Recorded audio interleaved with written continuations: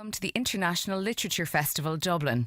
Please take a moment to silence your mobile phone and note the location of your nearest emergency exit. Gurv Mahagriv, agus buin tanavas an ócáid. Thank you and enjoy the event.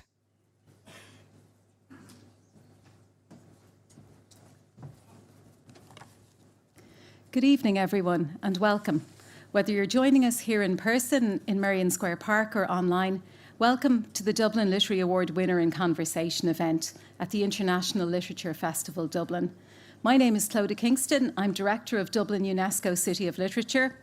Yesterday, we had the great pleasure of announcing the 31st Dublin Literary Award winning novel, Glyph by Ali Smith, published by Hamish Hamilton, Penguin Random House UK. The Dublin Literary Award, sponsored by Dublin City Council, is the world's most valuable annual prize for a single work of fiction published in English. The award was announced yesterday by the Lord Mayor of Dublin, Councillor Ray McAdam, who's patron of the award. If you missed the ceremony, you can now watch it back on our YouTube channel at Dublin Lit Award. So the Dublin Literary Award celebrates excellence in world literature, and this year's nominations came from public libraries across the globe, from Argentina to Japan, from Hungary to New Zealand, making this a truly international celebration of writing and storytelling. Glyph was selected from a list of 69 titles, nominated by 80 libraries in 36 countries, representing outstanding fiction from Africa, Europe, Asia, the USA, Canada, South America, Australia, and New Zealand. 30 of the nominated titles were works in translation, spanning 17 languages, including Brazilian Portuguese, Catalan, Chinese, Japanese, and Polish.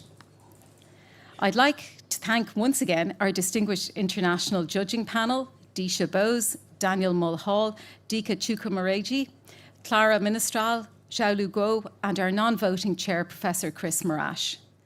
Now, I'm delighted to welcome acclaimed Scottish author, playwright, journalist, and now 31st Dublin Literary Award winner Ali Smith.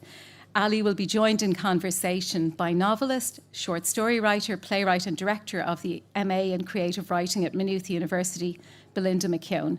So please join me in giving a very warm welcome to Ali and Belinda.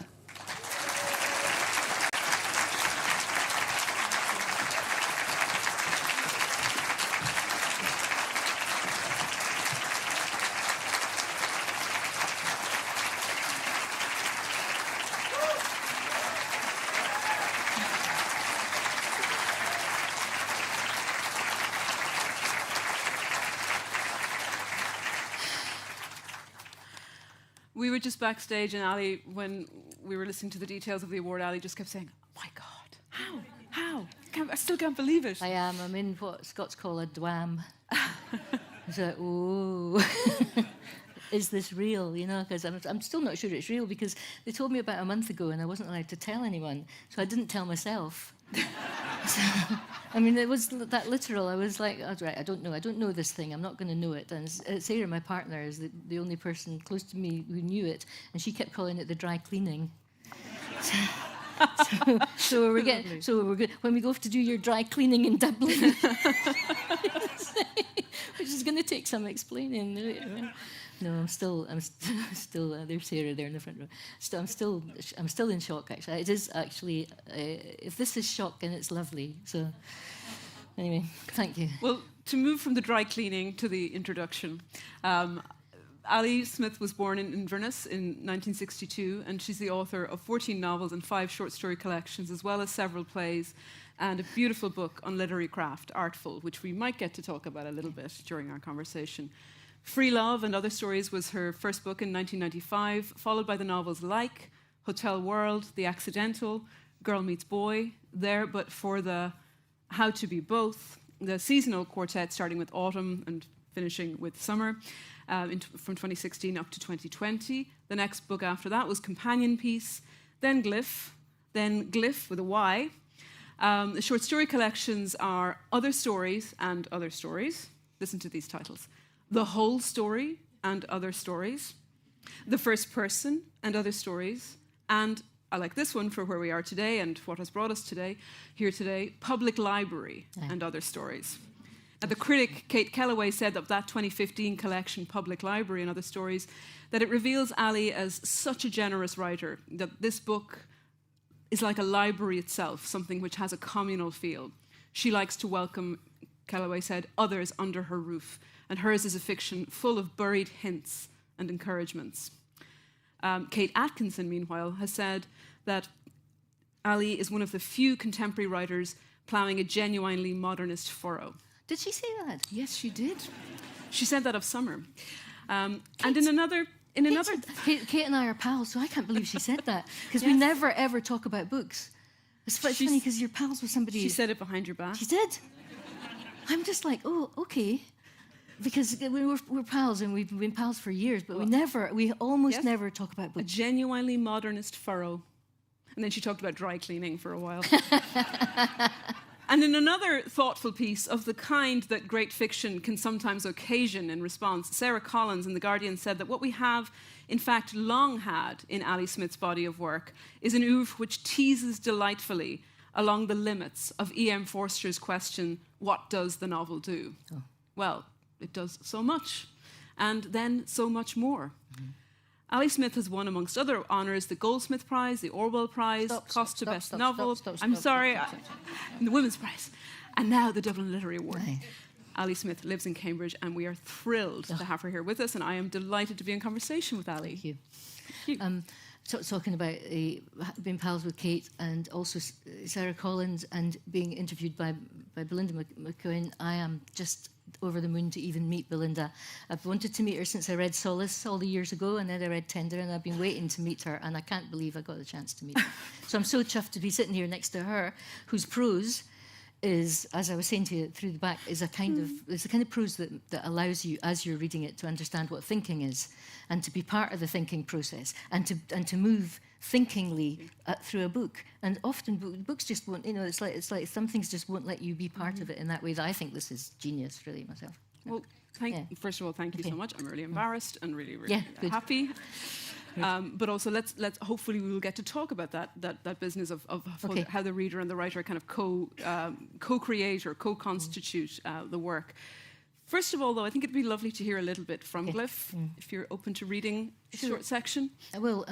The reason this book exists is because I said to my publisher, Simon Prosser, who's sitting over there, I want to write a book called Glyph, Glyph. It's spelled Glyph. And while he said, that's fine, let's go ahead. I told him some ideas I might have for it, and I was about to start on it, and I started just fishing about around the word Glyph, Glyph, looking it up. And as I was looking it up, I came across this other word, Glyph, Gliff, and I thought, that's not a word. That's a made-up word. That doesn't mean anything. It's just it's a nonsense word. Presumably it's like a Lewis Carroll nonsense word or an Edward Lear nonsense word. And I looked it up, and I found that its meanings were multiple and redolent. And I'll just let you know what it means. What Glyph means. Did anyone know of this word before? Has anyone ever used this word? I've read it before. I didn't know that. I'd forgotten it. It had gone into me because I've read Treasure Island. And Robert Louis Stevenson uses this word. And it's a Scottish word, and it's a northern word, as I found out when I started just to look up the meanings of a word that looks meaningless, tiny, and like nothing. What Glyph means. A short moment, a momentary resemblance, a sudden or chance view, a transient glance, a sudden fright, a faint trace or suggestion, an inkling, a wink of sleep, a slight attack or a touch of illness, a whiff, a puff, a sudden perceptible smell, a sudden passing sensation either of pain or of pleasure, a scare, a shock, a thrill, a sudden violent blow, a wallop, a nonsense word. It means a nonsense word, a misspelling for Glyph, a substitute word for any word, a synonym for spliff, a post-ejaculatory sex act, a mood someone's partner gets in when they miss their partner too much and gets upset about it, an organisation that works for drug abuse prevention in Vienna, a brand name for an early AI tool, tech tool, used in the development of healthcare, a character in something called Ninjago, or Ninjago, as we found out it's called. A rumour, an impulse, an instant, an unexpected view of something that startles you, a state of nervous disposition, a sudden surprising fall of sunlight, the twinkling of an eye. To glimpse, to frighten, to be abruptly seized with fear, to look at someone or something in an unheeding or hurried or careless manner, to glint, to gleam, to glare, to flare, to strike a glancing blow at someone or something, to evade or escape something quickly, to glimmer like sudden unanticipated light, to dispel snow. I looked up a word I didn't know the meaning of. The meaning, z. That's not all the meanings. There were more meanings than that. The meanings went from a glimpse, a glance, to thawing of snow. If we pay attention to words, look how they reward us. Look how they hold a history. Look how they hold an understanding of the things which may link those unexpected things together as soon as you start to look at that. And if we paid attention to language like that all the time, the richness of it at the back of everything we think or say is what struck me in something that looks meaningless. And then I began to think about a book that would be about the thing that looks small and looks like nothing, which is actually so multiplicitly meaningful, so full of possibility and so full of connection. So then I went to my publisher, Simon, and I said, I have to write 2 books. One has to be called Glyph and the other has to be called Glyph. Is that okay? And I am lucky beyond belief in my publisher. And he said yes. And so this one came first. There's so much that I'm just enthralled by in that account of how this novel, a big part of how this novel came about, but big part for me of what I'm enthralled by is the part that chance played. When you say, as you put it, you looked up a word for which you didn't know the meaning. In fact, if I understand correctly, it was a word for which you doubted there was a meaning. Yes, I thought it was meaningless. I thought it was a nonsense word. Not that a nonsense word is meaningless. Yes. Is the point. But that you wouldn't find definitions, you wouldn't find those strands. Yeah. And then there they were, so many of them, like an airport full of possibilities. Or a hairport. We were coming into Dublin and the whole field was full of hares. Have you seen that before here? Oh my God. I looked out the side of the window and I said to Sarah, what just ran across the runway? And I thought it was a dog because it was really big. And no, I thought, no, actually, it's a really big rat. It's a hare. And then looked and there was, I counted 17, all talking to each other on the grass, not bothered about a plane coming in at all. This is like a magic city. What are you like? You don't have an airport, you've got a hairport. They're probably mutant radioactive hares, really, with all that jet fuel. Oh, they're going to outlast us then. They'll still be here. So let's talk about chance and what part it has played, if it's possible to articulate that. Okay. Because of course you have to kind of leave it up to its work by itself. Yeah. But it has played a part, hasn't it? I think it plays a part. Process I think it plays a part in all creative response, especially for me. I will go the way that it will take me because that's what it's asking of me. I'm not going to sit down thinking that I'm going to write something. I had no idea what I was going to write. I sort of some ideas, things that might happen in something I've got a vague structure in a mist. Yesterday, Anna Burns was talking in the beautiful speech that she gave at the award ceremony about the ways that scaffolding works in the novel and scaffolding works in writing. She talked about it as something which kind of sits there and then can hold everything while it all happens on it and around it. It was such a beautiful talk, and it made me think of a line in Wallace Stevens where he talks about structures in a mist, and that's what I think about the sense of chance. There is a structure. You can't quite see it, so you're feeling towards it, and you have to trust the unknown, the mystery, and also the thing which comes through us not consciously when we're writing. To be able to understand what it asks of us. Do you agree with that? Yes, I do agree with that. It takes a lot of not panicking, essentially. It's really hard to not panic because you don't know what you're doing. Yeah. Except you do, and you have to trust. You have to kind of trust that you know what you're doing, even though you don't feel like you do. So it's what falls into your lap that you trust in a way. Right, but it hasn't fallen into your lap. It's come there. It's come to your lap because the work has been happening in the back room all of this time. This you wrote quite quickly, but the gestation was long. The gestation, there was... I sat down with these 2 books as an idea, glyph and glyph. What would one that looks meaningless, one that looks like it is GLYPH. It is the word for the smallest unit of meaning that is not a word. I mean, it is about how we make meaning. The glyph, the GLYPH, is the beginnings of language. It's also the beginnings of computer coding. It's also the first mark we make on any surface that actually is dimensional. It's an architectural. So like an engraving? Like an engraving, like a groove in a pillar is a glyph. So whatever mark we make on anything is what GLYPH means. And glyph, of course, looks like it's meaningless and, of course, redolent with meaning. So holding both these things like that. And the two books were strung together with an image which I was finding it very hard to live with.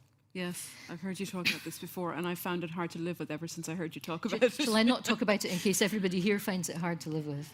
Oh, they look like a tough crowd in the best possible way.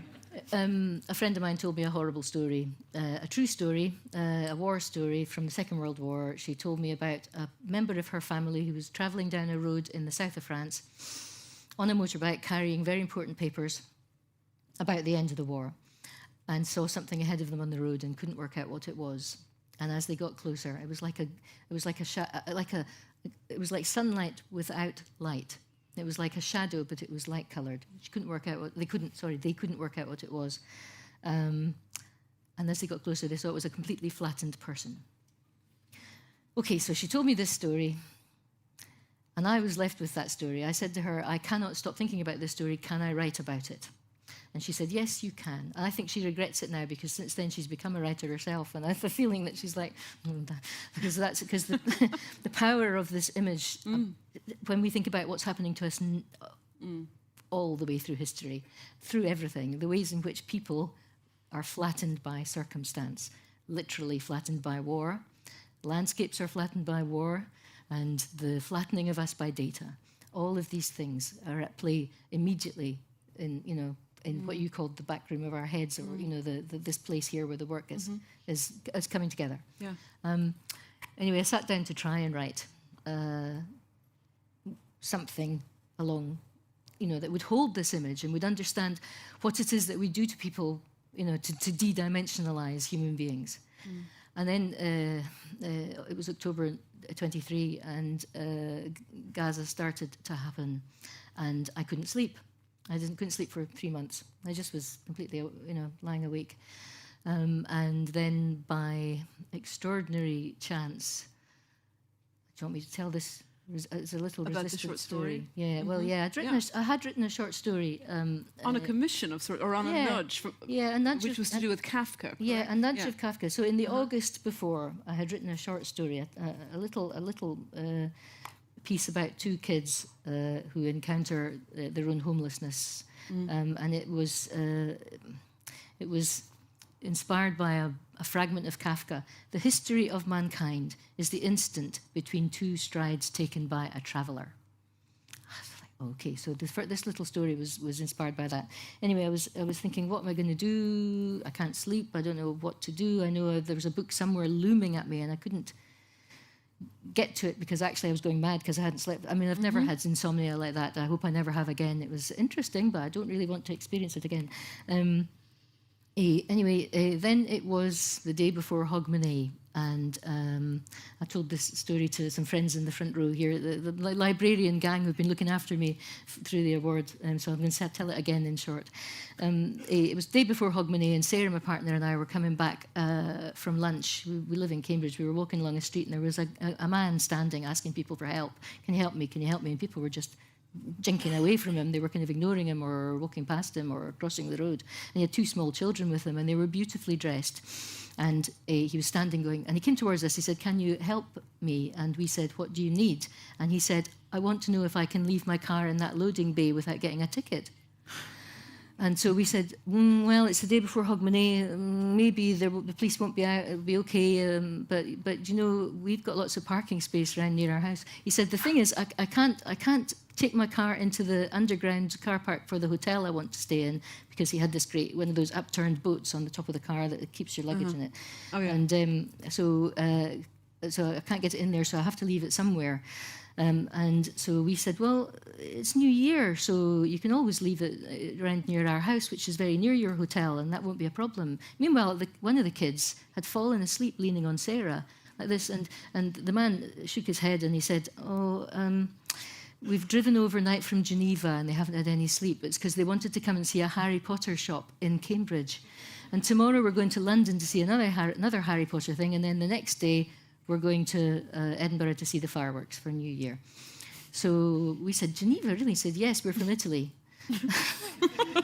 So we said, can you bring your car, leave it outside our house, and if you knock on the door, I said, now it's nearly New Year, I'll give you a bottle of wine. So 2 hours later, knock on the door, and it's the man. And then he says, oh, it's great, thank you, the car fits perfectly, and it is only 5 minutes from the hotel, thanks so much for your help. And then he looked in the house and he said, are you an artist? We've got lots of paintings in the house. And I said, no, but my partner's an artist, Sarah's an artist. And he said, you've got lots of books. And I said, yeah, I'm a writer. And he said, oh, there's a book about my family that a writer wrote. Okay, so off he went. And then 2 minutes later, there's a knock at the door again, and it's 2 small kids, and there's a boy and a girl, and they say in English, they are Italian kids, thank you very much for letting us park our car near your house. And off they go. Anyway, next night, 6 o'clock, knock on the door again, and it's the man and the 2 kids. And the little girl is holding out a box of Ferrero Rocher, and she says in perfect English, thank you very much for letting us park our car. And the man says, right, we're off. We went to London today. It was, really busy, and now we're just going to drive to Edinburgh. But before I go, I want to show you, he said. We tried to find our book about our family for you today in one of the bookshops, but they didn't have it. And he shows us a picture of an Andrea Camilleri novel, which is called The Sacco Gang. And he says, this is it. I took a photo of it on a bookshelf in a bookshop some time ago, and I want you to see it. And then he told us the story of his family. He said, the Sacco Gang is what they were called. They weren't a gang, they were my family. He said, in the 1910s to 1920s, my great-grandfather started a pistachio farm in a small village in Sicily. He was really good at growing pistachio trees. So everybody started to come to him for their pistachio business, and he made a lot of money, and he started giving the money out in the community and then providing hospitality. And if you came past the house, there was always a table with food on it, and you could help yourself. And then we began getting letters from the mafia. And the mafia said, we want a cut of your pistachio money, and if you don't give it to us, we will kill this person first, and then we will kill this person second. So my great-uncle and my great-grandfather, they took the letters to the police, and the police said, we can't help you. So they decided they'd have to help themselves, so they started to train themselves up so they'd be ready in case they were ever attacked. So at one point, on one side of the road, the mafia is firing guns at them, and on the other side of the road, the police are firing guns at them, and sure enough, some people do die. Still, the family's reputation grows and grows, and the people around them are really in support of them, until a very clever man comes down from Rome, where he's been working with Mussolini, and tells everybody that they have to change the media representation of the family in the media, and we have to call them a gang. He says, don't call them the family, they're the Sacco Gang, and they're bad guys. So out goes this set of headlines about the Sacco Gang and the things that the Sacco Gang do, and eventually there's a big fight, and sure enough, some of the Sacco Gang end up in prison. And they're in there, i.e. his family, his great-uncle, and his great-grandfather is killed, and his grandfather's in there. They're in prison for 40 years, from the 1920s to the 1960s. And then, the man says at the front door with these 2 kids, Ferrero Rocher, he says, and then my uncle Alfonso came out, married his girlfriend who'd been waiting for him for 40 years. Well, goodbye, we're off now to Edinburgh. and off they went, and we shut the door, and me and Sarah sort of looked at each other and went, what on earth just happened? And we got hold of it's quite hard to find the Camilleri book. We got hold of the Camilleri book, and then we read it out loud to each other. Such a good book. And it is about this family who hold out against the most astonishing pressures, and then go to prison for 40 years, and then come out and marry their girlfriend. I mean, talk about the long view. I think I started sleeping after that again, because I thought, resistance. I looked at those 2 kids and I thought the history that those 2 kids are carrying. Mm-hmm. And then I remembered this little short story that I'd written in August, and I thought about that girl and that boy, and I thought, that's what Alan Garner calls the Givens, He says the thing that lands when you think you're going mad and you can't go anywhere, it lands in your life by chance, and you think, now I understand what to do. So then, with the spirit of those people, those two young kids and that man with his family story, I was able to write a book that I couldn't get to. Well, thank you. Thank you for telling us that. I hadn't heard that part. I mean, that's all new to me, the Sacco part. And actually, just to make it even stranger, I lived in Brooklyn on a street where the Sacco family's descendants had come from Italy. Oh, my God. A mafia street. But anyway. Mafia street? Yes. Exactly. Yeah. I want to talk a little bit about those two kids in the book, I mean. Aye. Briar and Rose. Yeah. So we meet Briar and Rose at a dock where they are saying goodbye to their mother. They come back to an environment with Glyph, who's a partner of the sister, an older sibling, and they really are. The reader, I think, immediately understands that these children are vulnerable, and yet they contain multitudes.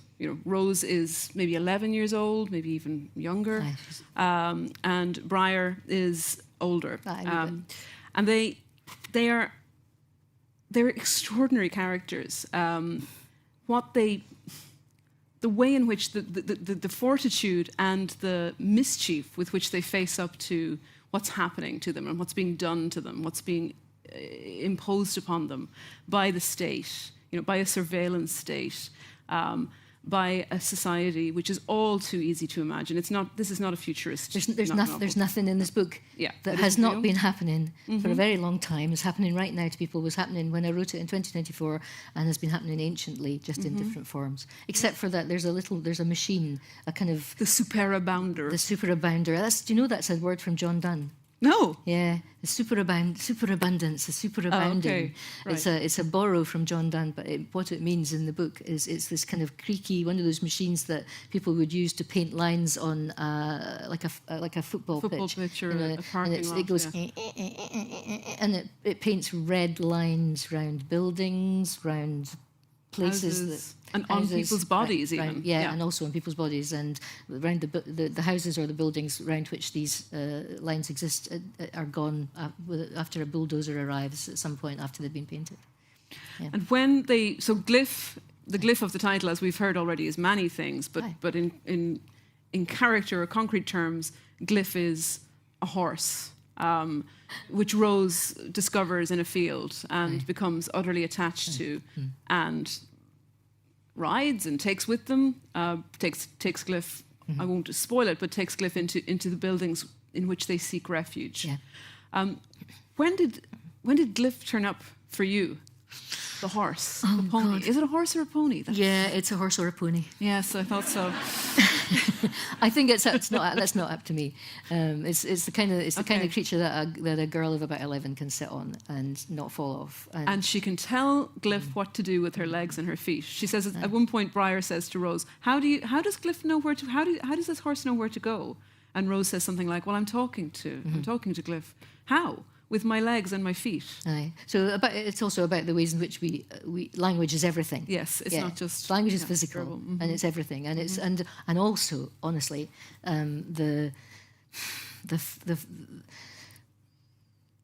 it's something we're going to have to solve. We have to learn again how to communicate with the real universe, because one of the reasons that there's a horse in this book at all, now I'm trying to think when the horse first turned up.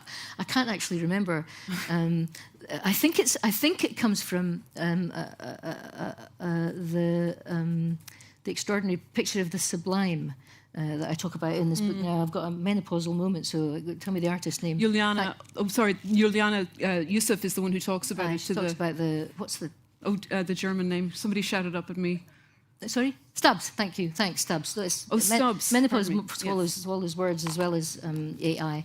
Stubbs has made the mural. Stubbs paints for according to Stubbs. There's a and he's riffing on Roman notions of the sublime.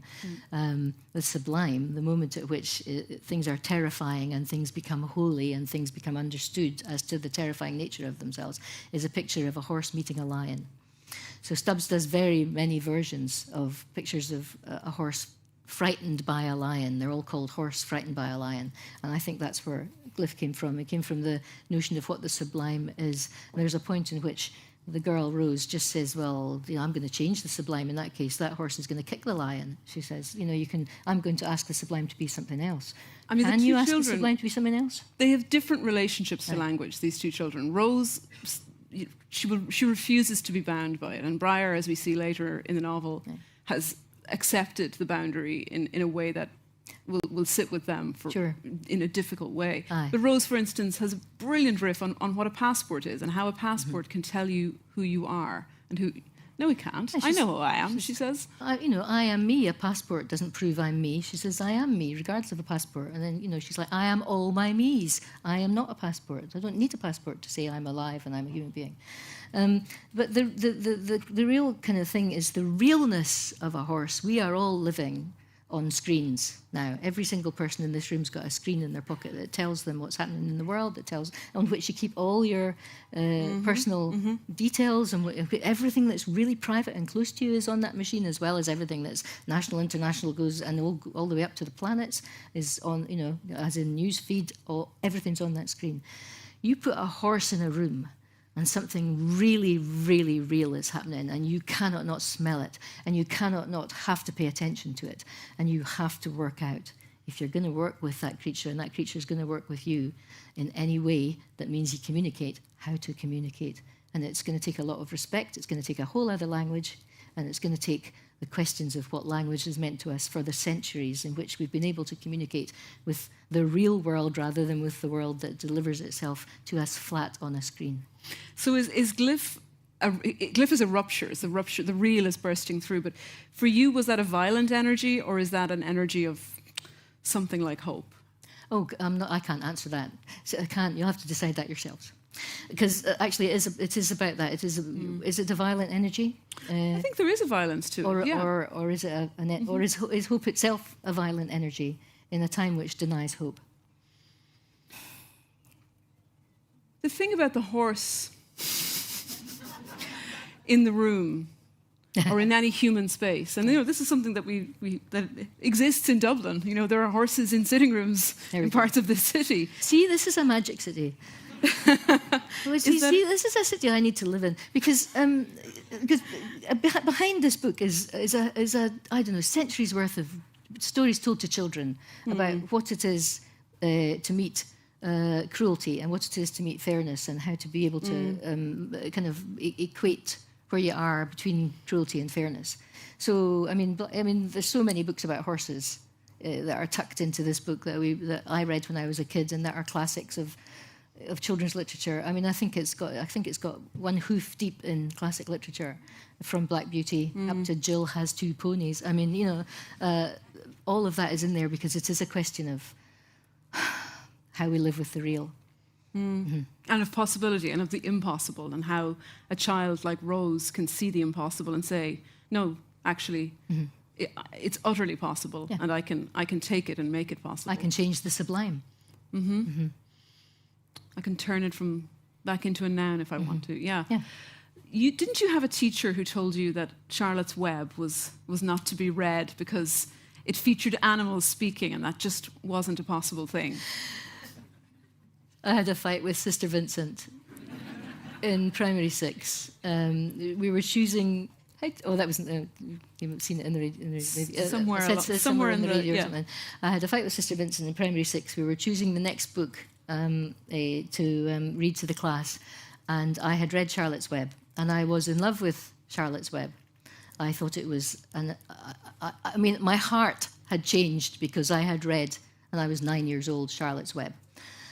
So I said Charlotte's Web, and Sister Vincent put her foot down and said, no, we can't have that book because animals speak in it, and because in reality animals do not speak.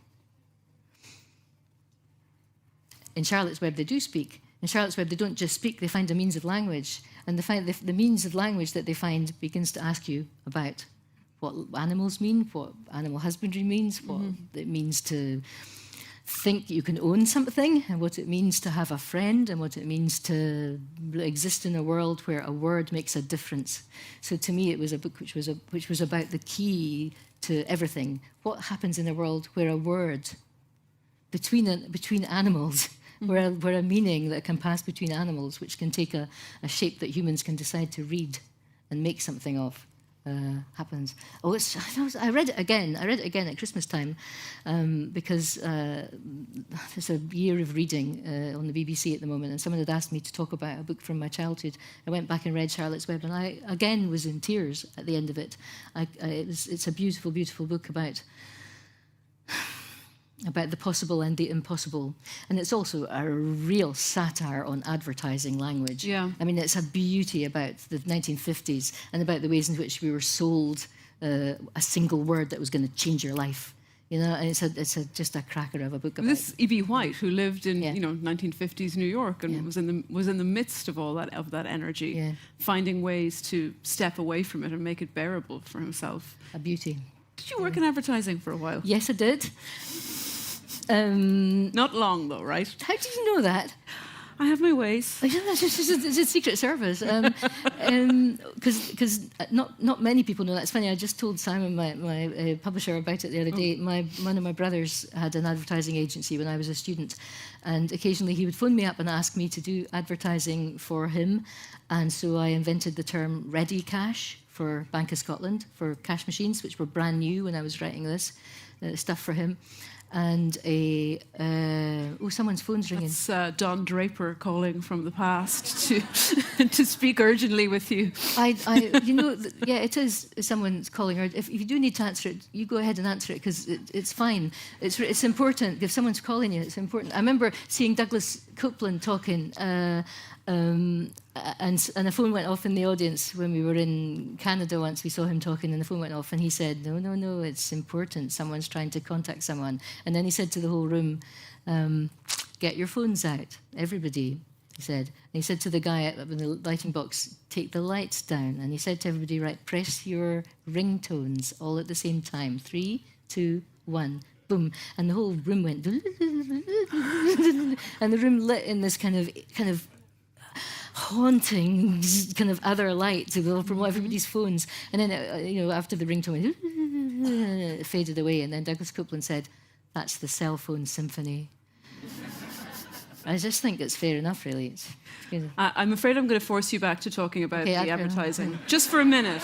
I know you did a very good job there of almost sneaking away from it. No, it's just the chance fall of a sentence.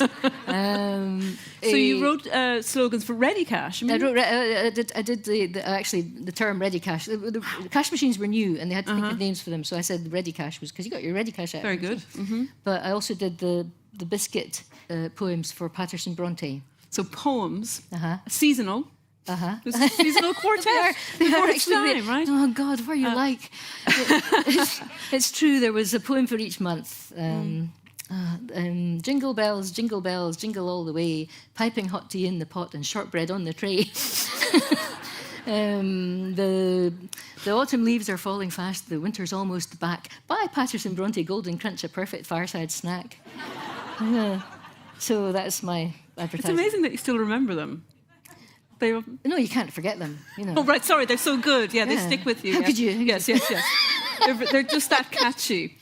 I also made up temperatures that people would be finding out in the air at Gleneagles. My brother had some very good accounts. One of them was Gleneagles, and he said, you cannot tell people, it is a lie, you cannot tell people that it's 13 degrees at Gleneagles in March.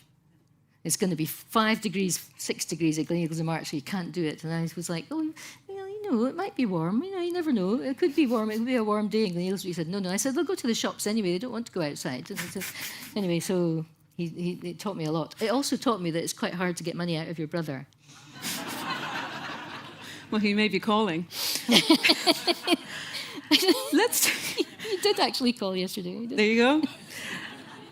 There's an incredible moment, and again to come back to the libraries. There's an amazing scene in this novel set in a school library, in which one of your characters wants to find something out, and so what they want, because of the way they have been raised by the mother, who we see having to leave them at the beginning of the novel, but she has attempted, and it seems done a very good job, to raise them away from screens as much as possible, to raise them with books, and to make a distinction between knowledge and data, or mere information. Yep. And so when the child wants to look a word up, they ask for, I mean, they're interested, Breyer is interested in computers and in the internet as well, Aye, but they good as want a dictionary. And what they find is a dictionary, not just one dictionary, but many dictionaries. And the etymology, the etymology of the word is like, that Smithson quote that you use as one of your epigraphs from the land artist Robert Smithson. Look at any word long enough and you will see it open up into a series of faults, into a terrain of particles, each containing its own void. Just even void has new meaning after the shape that it takes. Beauty, yeah, isn't it? that really is a beauty. Because words and stones are not unalike. Yeah. I've been working on Edvard Munch paintings I'm doing something with the Oslo Museum, and Munch believed that stones were alive, and he believed that landscape, when you looked at a landscape, was alive on a level that we just don't see. And so it's our fault for not seeing that it's moving at a different time scale from us. And it strikes me that language is alive too, and that it is an organism, and that the connection between landscape and language is very close. How do you, pardon me, I don't know, how do I? Yes, there we go. So how do you put any kind of boundary on your entrancement with etymology? But why would you put a boundary on it? How would you function if you were in love with every single word that you How could you not observe? be in love with every single word that you use? I mean, But, I mean, obviously, it's hard to be in love with two words at once. But how do you know what I mean? Well, you do know what I mean. See, solace. Oh God, solace. When I first read the title of the novel, Solace, I'm like, who thought to do that? Oh, that's good. And then of course it is. You know, I talked to a lovely man before I came in here, one of the volunteers, and he said, "Good luck with your event. All you need to remember is don't talk about yourself." So, Kieran, if you're here, I'm really sorry. It's not my fault. So, with a title like that, right? So I will talk for a moment about that title. I didn't know what the title of that book was until the very, very end. I was walking up that street in Brooklyn where the Sacco family descendants now live, and then I realised, solace has these layers, and it's also close to the word for the Irish word for light, and it makes me think of the solstice, and there's a scene in Newgrange. But if I had to come back to you, if I had thought like that all those years when I was writing the novel, I think I just would have gotten caught in etymology and not being able to write fiction. But you weren't. You weren't caught in it. That's the thing. It gave you all those things. So it comes when it needs to. Yeah, I think so. I think we interact with it rather than think that we own it or think that we can drive it. Right. And it comes and we interact with it. But we do actually have a dialogue with it. Yeah. It's kind of what I mean about language being alive. It's like we are in dialogue with it, and we're in dialogue with what we make. We're not making it, therefore we're in control of it. We are asking it to work with us, and it is asking us to work with it. Yeah, a bit like riding a horse, because you're on a horse and you can't, you have to be able to communicate with it, and at the same time, what's it utterly unlike? AI. And it's utterly unlike AI. It's utterly unlike AI. And that's why AI can never write anything that can be called writing, because that backroom struggle. It doesn't exist. The dialogue doesn't exist. The AI is like the backroom has no human in it. To go, that's there and that's there and that's there. But AI just jumbles everything together and then puts it together as if it has meaning when it doesn't. It is stochastic. It doesn't understand it means. I think that Glyph must be one of the first novels to talk about AI, or to nod towards it. You think? Published in 2024. It's very, very early. There's just a brief reference where Breyer at one point says that image of the children on the key ring must be AI, or may not be AI. I can't remember exactly what. But I did sit up and think, geez, that was quick. I think we've been living with AI for much longer than we think. Fair. I think it's just been on our phones for a very, very long time. We just haven't known what to call it. And now, do you know why they're calling it AI and saying it's autonomous? Is so that nobody's responsible. So that the notion of a responsible person behind the machine has disappeared. And that in the way is the most, terrifying thing about it. AI is autonomous. It's just doing it itself. Nobody is responsible. Behind every machine, there is a person or people who are making money out of that machine and making money out of that system. And so I have a feeling that AI has been there for a very long time, and now we know what to call it because they've told us what to call it, and to some extent they're saying, oh, well, it's doing its thing. No, it's being done.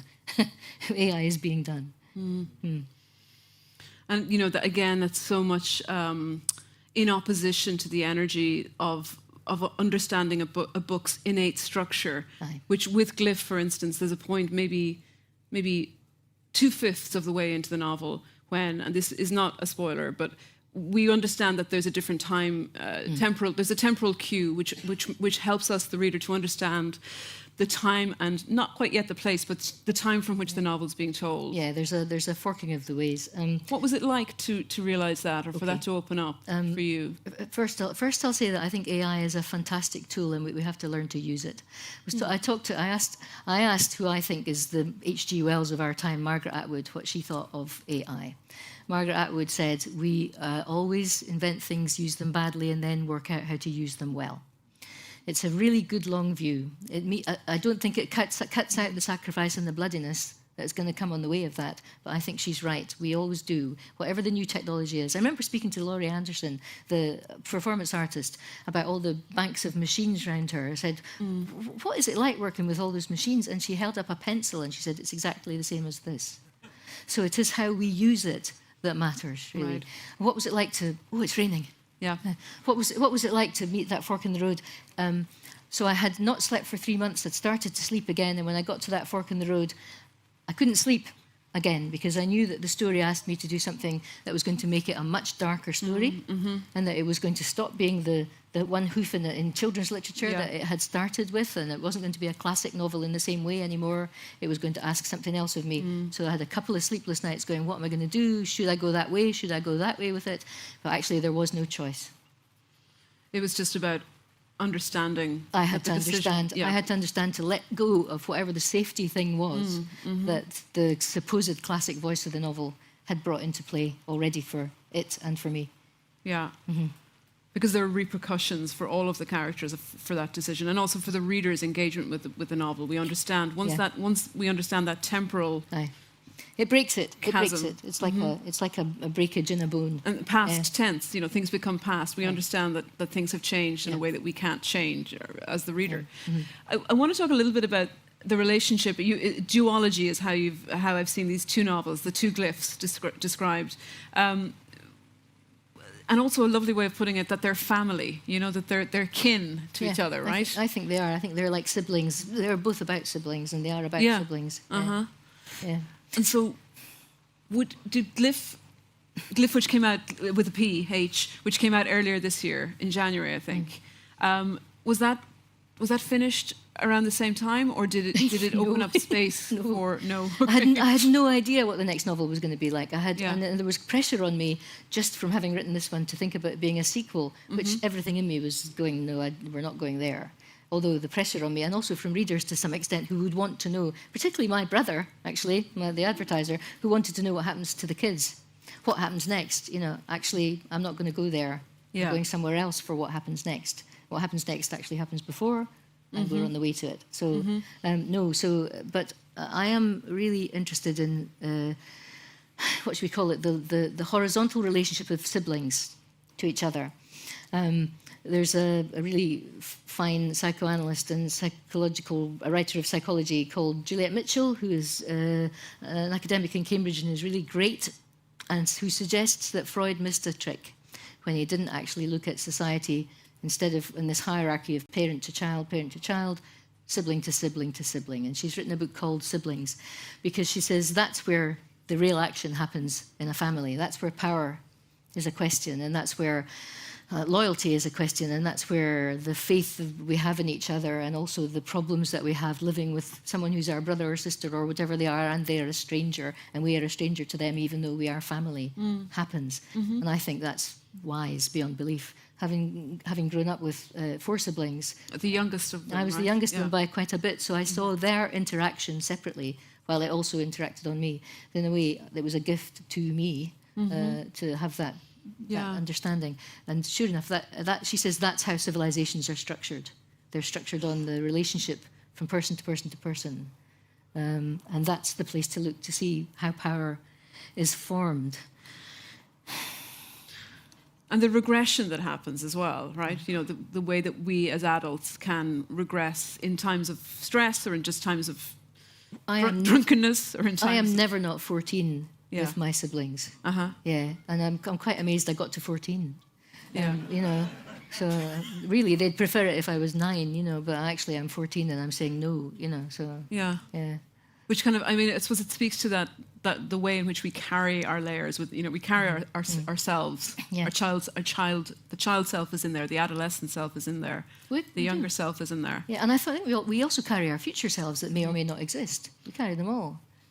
We are all our times. I'm carrying a moth layered right together. now, sorry. No, there's nothing there. Oh, really? Yeah, yeah. So, It's an hallucination. yeah, so. An illumination. Do you access those future selves then, as well as the past selves when you're writing? Do you think? Maybe you can't answer that, but... I can't really. I think when you're writing, you don't exist. I don't exist. So it's only the person who exists. The person that whoever's the voice is that you're using. And it's not just the voice either, because it's the voice of a time. But you do know when that person comes, something about their past and something about their future. You don't quite know what it is, but you can tell from their syntax, is what I think. Say more about that, the syntax. It's that the syntax tells you what someone's like. Short sentences tells you a lot about what someone's like. A broken sentence or a sentence that will unwind or will wind back on itself tells you an awful lot about who's speaking. You know? You know the state of their breathing apparatus from their syntax. When we see the later Briar in this novel, the Briar of somewhat of in the future, you know, compared to where the child Briar, their interiority, their way of thinking about possibility, their way of talking to other human beings has been truncated by what they've sacrificed and what they've agreed to. Mm-hmm. By experience, yeah. Yeah. Yeah. So it holds, the body is holding all of that. So let's not pretend the body and language are not connected. I'm speaking out of a body. We're all, language and the body are physically, as you know, and metaphysically related, both. And what about architecture, as in the built environment? Because that's really important in this novel as well. Not just what's there, but what's been destroyed, what's, you know, the shadow of what's being left behind. It's true. It is interesting to write a novel to not know what you're doing and to find that what the novel is suggesting is that the libraries are under threat and the theatres are under threat and the schools are under threat. The places where we are communal are under threat, which is what this novel is presented to me, that these are the places where there is still some kind of possibility to come together. There's still some possibility of hospitality, you know, for people who have no space, to be able to go into a library for free and to access knowledge, to access fiction, to access thought, to access imagination, to access warmth, to have somewhere to sit down where you can have a sleep and nobody is going to bother you. I mean, those spaces. So this novel did suggest to me that those places have been outlined and are being questioned as to whether or not the communal can happen in them and whether or not we're allowed a communal anymore. I think of London. I think of all the lovely open spaces of London that are now private and are monitored by security services. Right. Think of Cambridge itself, where there's a big grassy slope outside the station where if you sit on it, a man comes and tells you to get off it. You know, because it's private. I mean, it's the question of how we are together as a society. Well, you know, I mean, in the university context, there's this problem as well, and that the spaces for students simply to be don't really exist anymore. Yes, but why is that? Because they're not profitable. Because they're non-profitable. So that's the question, isn't it? As a colleague of mine said, how are they supposed to make friends? How are they supposed to fall in love with each other if they can't even be in the same space together in a non they've got to do it on a screen. Way. You're only allowed to fall in love on a screen now. So you're not allowed to. It's just actually go and meet someone and run into someone and hang out with them. You've got to, you know. Yeah. I've been thinking about this now, watching the ways in which I don't know what it's like here in Ireland. The pressure on universities and libraries and the connection between the two at home is immense. The pressure on the places where we learn and where we have further learning is immense. I think because of the question of money and education always coming together, the very notion that there's some profit in it, we are going to have to rethink education. We're going to have to go back to somewhere where education can be democratically open, where you can bring people to it and people can have it in a way that means that you don't have to have spent your life paying back for something which is the reason that you made your life. You know, I was lucky. I'm Yes. a lucky generation. Came through with someone else paying for me to be a student for about 10 years, and I learned everything from that. I was very lucky. I came up through a really good education system, which is now being really pressurised, through a university system which is now being pressurised. We have to ask ourselves, is that what we want? And maybe change it if we don't.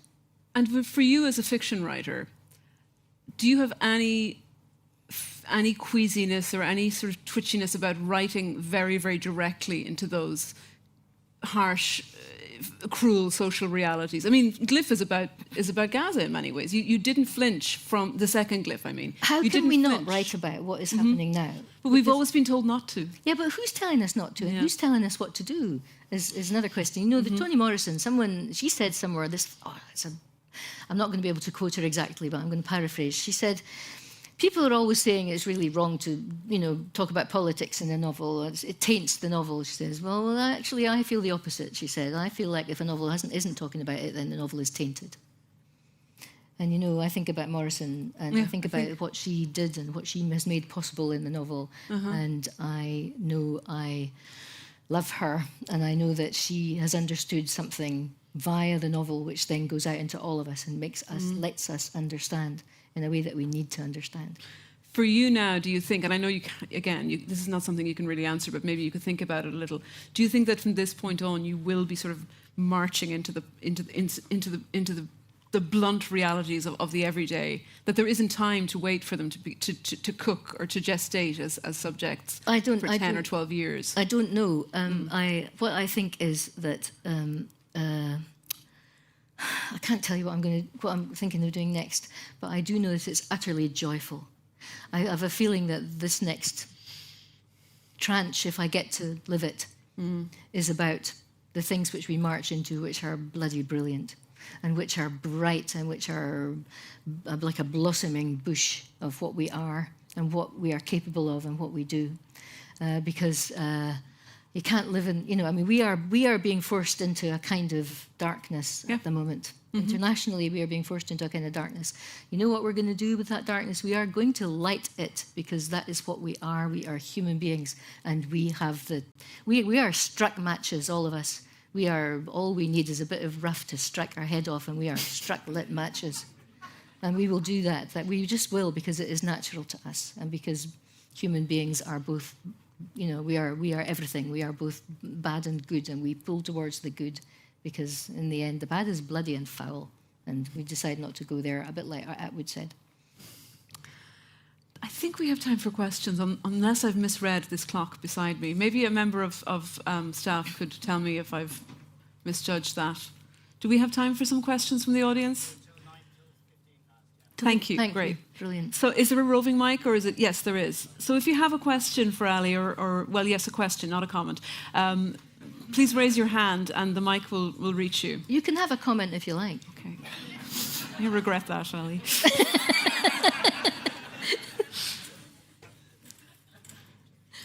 Don't be shy. There was lots of territory we didn't get to cover, so I'd love to hear some questions, and I think Ali would too. I'll be happy to answer any question you like. There's a question there's one down at the very here. back.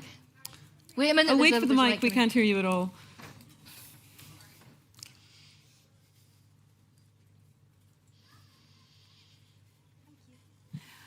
You speak a lot about classic novels, and I was just wondering if you had a favourite classic. A favourite classic? Yeah, it's very hard. Okay, so reasonably recently, I wish I hadn't done this. I filled in my 10, greatest novels for a newspaper. I kind of wish I hadn't, because now I feel like I've been really unfaithful to all my books. It's data harvesting, Ali. They're going to use it against you in the re-education centre.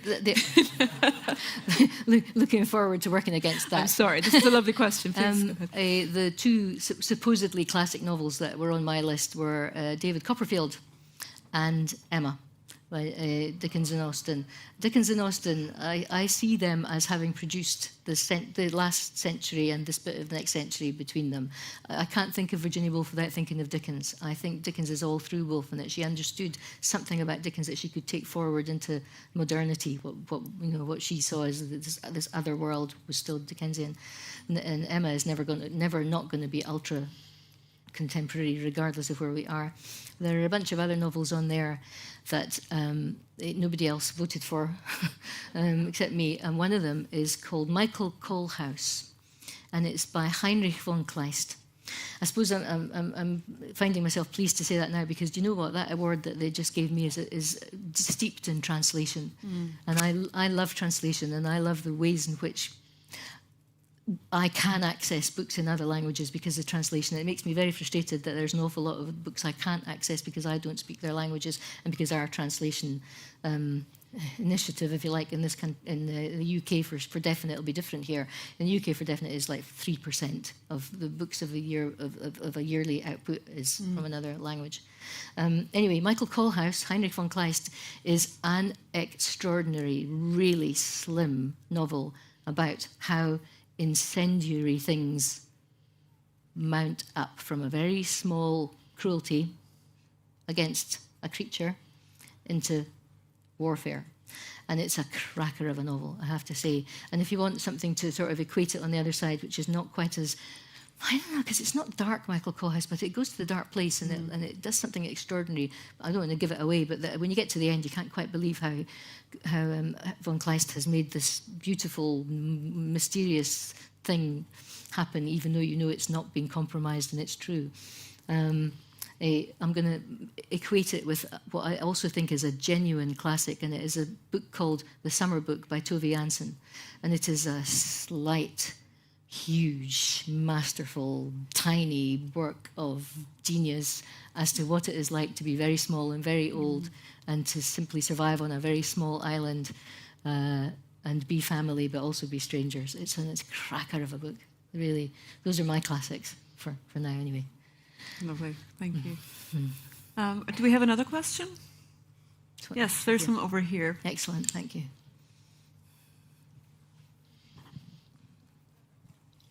Hi, thank you so much for that very generous conversation.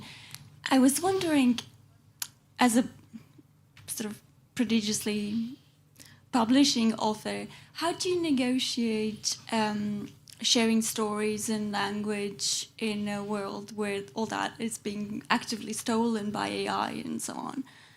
Okay, what's going to stop me? Okay, I'm going to carry on doing the thing I do. I'm now old enough, in a way, just to keep, I hope, in the groove that I'm in, doing the thing I do and following my own nose on it. I know, as I said, that as human beings we use tech, and then we misuse tech, and we abuse tech, and then we use it properly. And I'm going to sit quietly and watch while we do that, and watch and see what happens with that. I'm interested in AI because of a couple of things, actual things that have happened to me. First of all, there's a poem I wrote when I was 19, and it ended up on the internet. And I was like, oh, that poem's on the internet. How did that get there? Because I published it in a newspaper at the Scotsman when I was 19 years old. Anyway, it was on the internet, and it had been given someone else's name. It had been given the name of a writer from India, and someone said, we think this person wrote this, and AI said, yes, this person from India wrote this poem. So I tried to check for a source to find where someone had found this poem, and the poem was called Carpe Diem in Monday in the periodicals room. It's a library poem. It's about falling in love in a library. And I tried to find the source for this having ever got on the internet in the first place, and I tracked it by finding an academic in Ghent, in Belgium, who was a periodicals researcher and professor, and she had liked it because she liked periodicals, so she'd put it on the net, but she didn't know who had written it.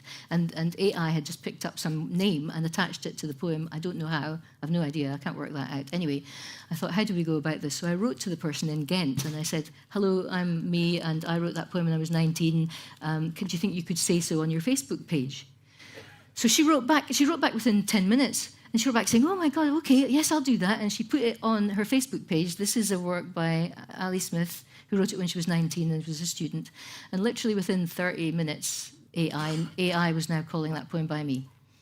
So that is how fast that machine is working. And that is how we have to watch for the mistakes, the little shifts of mistake that it does. And that's how we have to ask it to change. If we have found a source that's not true, we have to ask it, because AI is full of it's full of things which are true and things which are not true at all, and it's a mess. It's a real mess at the moment.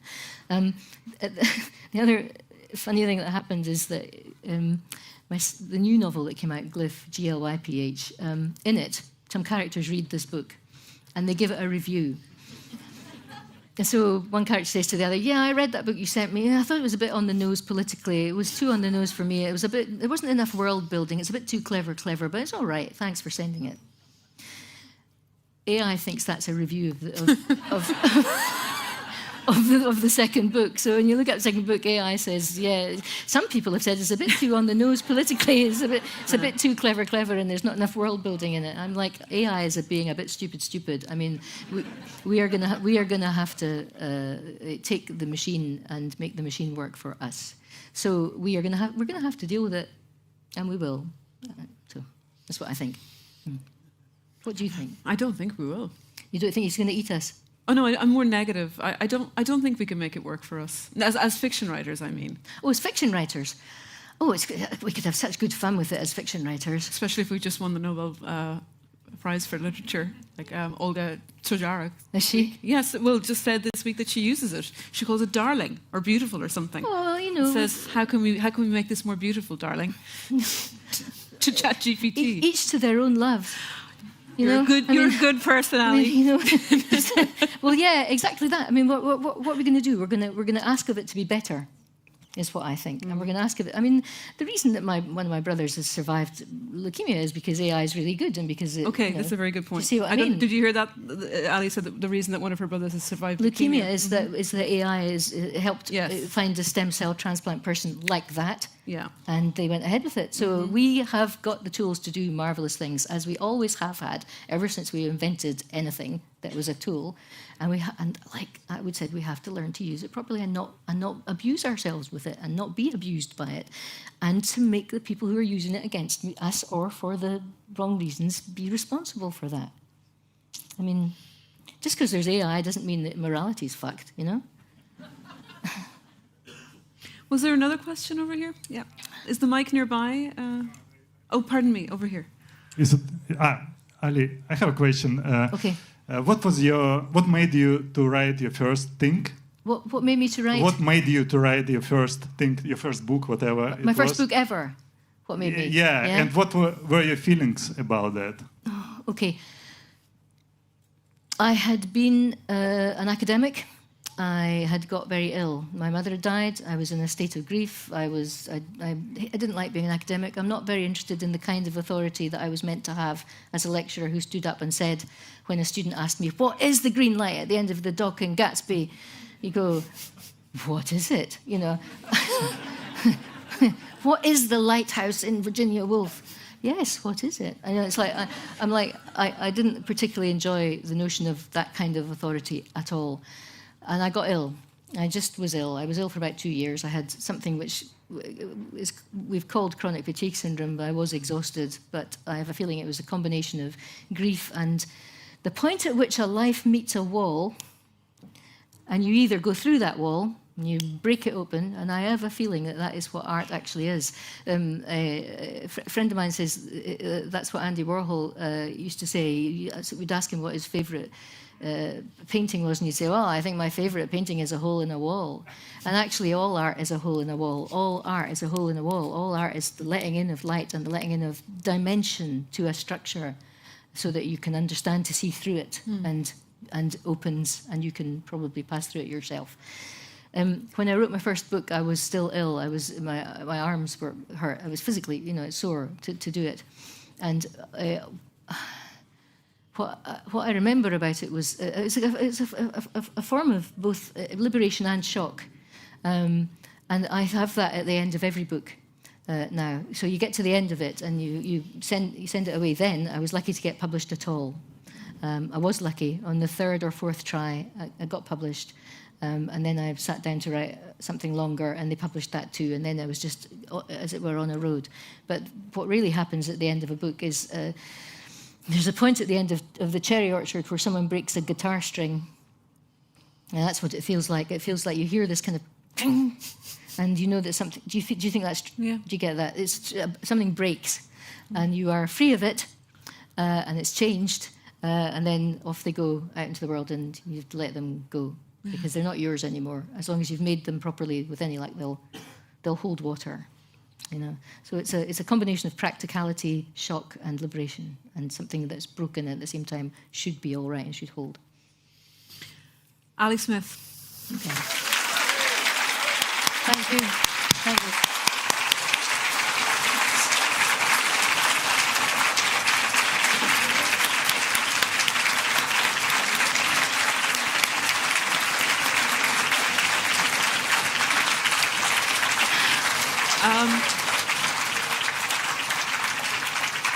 I need to do the housekeeping bit, which is to tell you that Dubray are very kindly and commercially here to sell books and have Ali's books, and I believe there may be a signing. If there is, I'll happily sign, if someone would like that. There is a signing. No signing. No, there's no signing. Oh, of course, you all got your signed books on the way in. You should have got a free one. Yeah. With any luck. Yeah. Did anyone not get one? Did anyone not get one? Because I've got one. Okay, first person to reach me. Oh, no, this is terrible. Two. Here, hang on. Yes, take this one. There you go. I don't know if they're both signed, though. Okay, all right. Right. Thanks.